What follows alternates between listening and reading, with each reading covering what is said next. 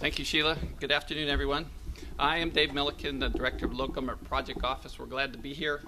We're going to talk a little bit about what the Local Government Project Office is, what tools we have to help local public agencies is the federal term, FHWA term, and within Texas we call it local government agencies because we have the Texas Local Government Code, but they're the same thing. They're just different terms depending on who's making the discussion topic. Our discussion, or our definition within TxDOT of what a local government project is shown on the screen in front of you. It's a project in which at least one phase of the project development process is being managed by a local government entity and being reimbursed with state or federal funds on the project for doing that work.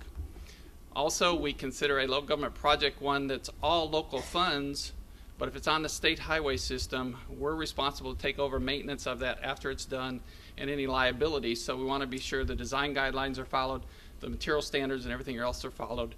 So all of those are considered local government projects according to our TxDOT definition of a local government project.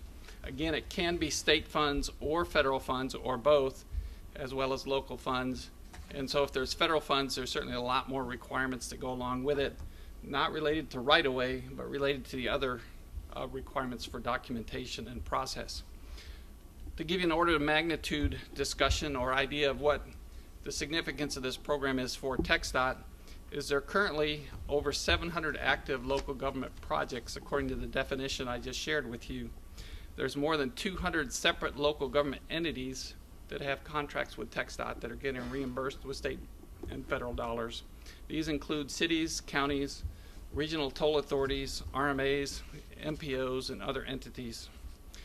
All 25 districts have some type of a local government project, and it's estimated that there's about $1 billion a year in project development costs being spent through this program between local, state, and federal funds combined. One thing to help you understand is that the Local Government Project Office helps with a variety of types of projects. We have two other separate programs that are only state funded that have slightly different procedures to follow. Again, not related to right-of-way, but related to the other parts of the development process. There's the Border Colonias Access Program, which started back in 2002 under the able leadership of the TP&P group, that has been transferred now in the final implementation phases over to the Local Government Project Office. That only has state funds in it, has slightly different procedures. And most recently, the County Transportation Infrastructure Fund Program, which is $225 million of state funds for counties that were impacted by the energy activities.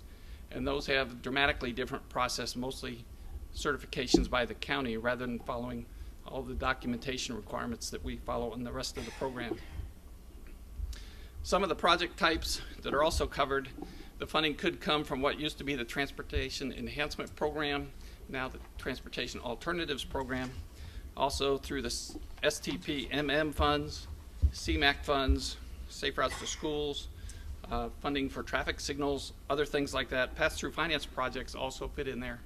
So again, there's over 700 active projects right now around the state that we consider local government projects.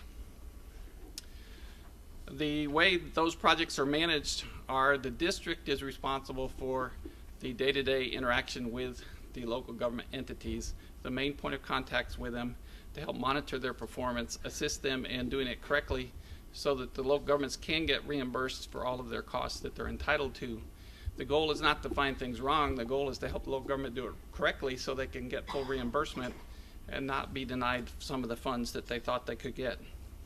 The Local Government Project Office responsibility is to help develop processes and procedures and help us implement them consistently throughout the state. We also provide training to both TxDOT and local government personnel through the LGPP training program and other meetings that we have. We're there to provide guidance and support to the districts to help them get the resources they need to be successful in overseeing the local governments.